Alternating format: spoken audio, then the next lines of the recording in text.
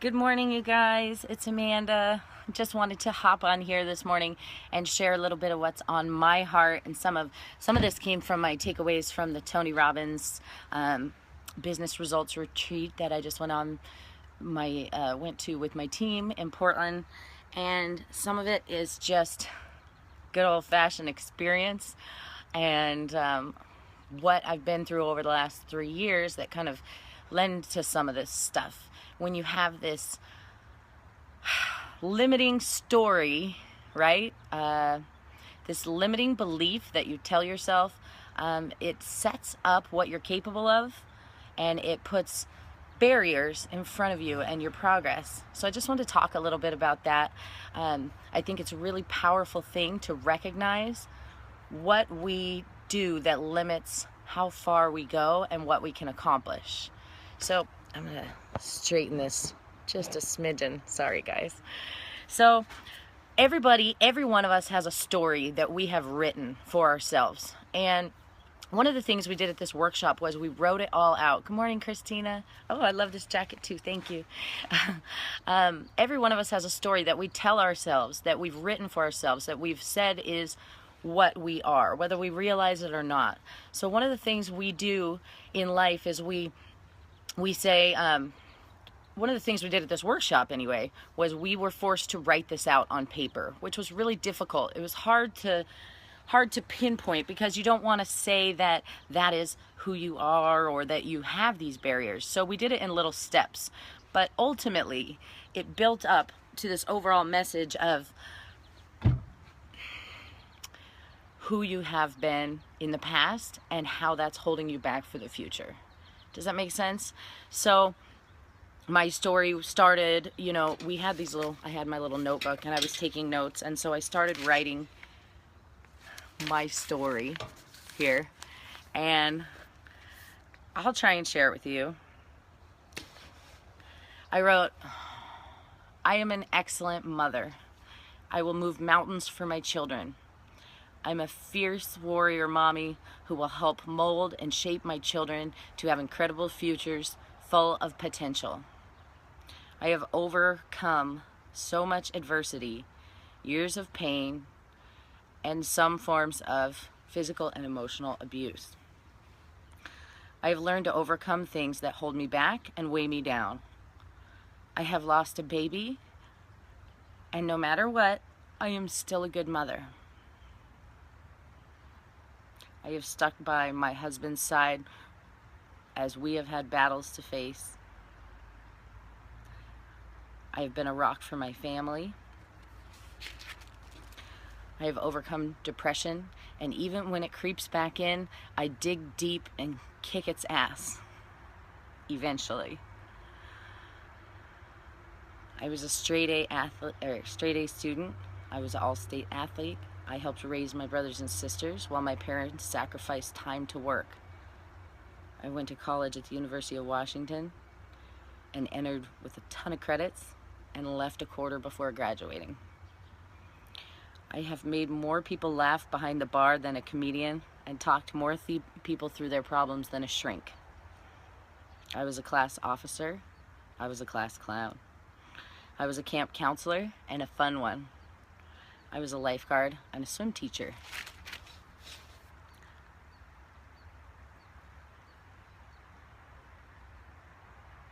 I have helped so many people change their lives and create better futures. I never quit. I'm pretty fucking amazing. I'm not perfect, and I'm proud of that. Okay, let's get the tears out of the way. Excuse the swears. I know some of your kids watch these, and I apologize. So that's the new story I wrote to myself. That's the new empowered story, where I focus on the positive things that I've accomplished. Thank you guys for the hearts. That's kind of made me cry. When I stood up in front of the room and read this to the rest of my team, I started bawling, because saying the things that we are and we have been through is hard. It's really hard to put all your ish out there. You know what I mean? And the things that we've been through create who we are. They don't limit who we are unless we let them. So making those components of me, putting them out on a list and saying these are the things that I am, those are the things that you set up and say, this is who I'm going to be in the future too. You get to decide that. And so what happens to us is we have somebody treat us poorly in a past relationship, or be abusive, or we have issues with our parents. Thank you, Melissa. Good morning. Thank you, Michelle. We have issues with how we were raised. We have issues with our circumstances in life, and we didn't have this money, or we didn't have that situation, or we were overweight as a child, or anything. I mean, I have issues with being made fun of as a kid because I didn't wear the right clothes, or I had really thick glasses, and being excluded and left out. And those things affect me now as an adult, like literally as an adult, and I can see it happening as it happens, and it's like I'm helpless to stop it, right? But that is not true. It's so not true. So what you need to do is you need to write it down like this that I just shared with you, this gut-wrenching, hard-to-write story. Sorry. I'm still sick, and I don't know how I'm going to run this half marathon in a couple days. You need to write it down, and you need to take those limiting beliefs and flush them down the toilet and write it in a more positive way. Write the things that you have done, the things that make you strong, the things that make you powerful, the things that you've been through that suck are the things that have given you strength and a core of steel, right? So that you can battle and face whatever you're battling and facing. And those are the things that you're gonna set yourself up to look at your own life in a different way. Have you ever had a friend who says to you, oh, I look horrible in this, and I'm just so fat, and I'm just this, and blah, blah, blah, blah, blah. Or, oh, my life sucks, and this and that, and everything's terrible. And you're like, what are you talking about? You have 2 beautiful kids. You have a good job. You have this, you have that. And you're trying to tell them, make them see what you see, right? We need to do that to ourselves. You need to say, this is what I see. I'm a powerful person. I have endured this and this and this, and I came through it stronger. Fire makes the iron, right? So write your own story in a new way. And I think what I wanted to touch on with body image is we do the same thing. We're told by the media. I mean, if I believed everything the media put in my head as a child, I would be trying to look like Kate Moss, but I'm not. I don't want to be beanpole skinny and have bones jutting out or whatever. I want curves. I want muscle tone. I want to look good in clothes, and I want to look good not in clothes, right? And so those are my physical goals. And that doesn't mean that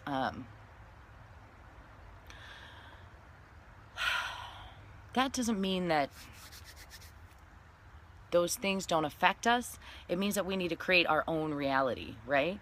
So whatever you find that you need to work on, you need to empower yourself to be that thing. You need to empower yourself to own that and live that, and take what struggles you have and force them into triumphs, right? Because every challenge then becomes an opportunity for strength. So I'm in a mom's group, and everybody in the mom's group started talking about, someone said, post your post-baby body and be proud of it. And all these moms started posting pictures. And some of them looked amazing, and some of them aren't there yet. And some of them were embarrassed. Some of them refused to post their pictures because they were sad and depressed and hated the way they looked. And it broke my heart to see them. It was gut-wrenching to me to read that stuff, because I understand it, and I've been there, but I also know that if we don't like what we see, then we change it. And if we don't like who we're being, then we work on it. And we write that new story for ourselves that says what we are and who we are and how we'll be. Instead of letting someone else or something else that happened to us in the past shape who we're going to be in the future. Because that strips you of your power, and that gives it away to someone else. Gosh. So don't do that. I'm going to cut it short since I'm dying over here. Don't do that. Identify something that has limited you in the past and get rid of it. So one thing we did was we talked about the self-limiting beliefs, and we had to identify what it was that we let hold us back the most. And then you don't let your fear stop you. You let your faith guide you. So I wrote mine,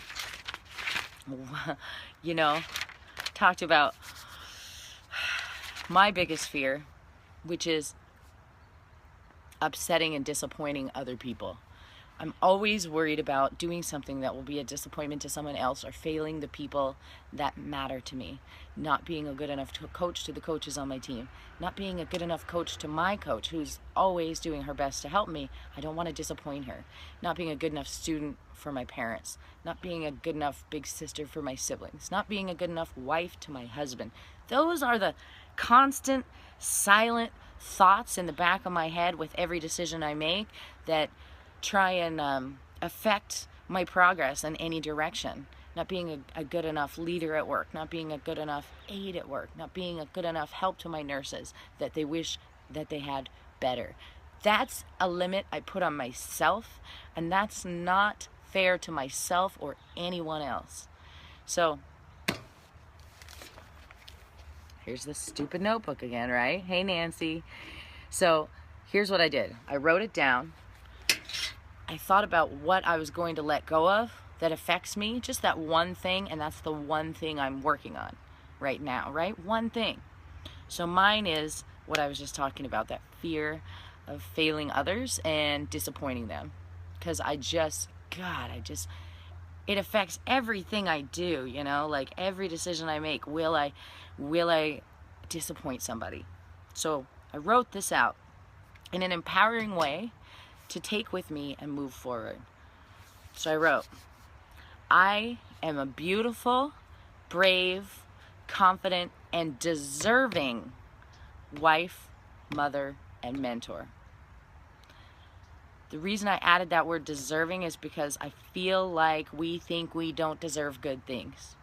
I feel like every success I have, I feel like I'm not sure if I really deserve that, if I really earned it, if things that are happening, if I earn a trip, if I do something good, do I really deserve it? Shouldn't that have gone to someone else? Shouldn't someone else have gotten that? I gotta get that kind of thinking out of my head. So I am a beautiful, brave, confident, and deserving wife, mother, and mentor. And I am enough. I am now completely and totally free because I no longer let the fear of disappointing others limit me. I am in the business of helping people get physically, emotionally, and financially healthy and finding their joy. That's it, all tied up in a little bow.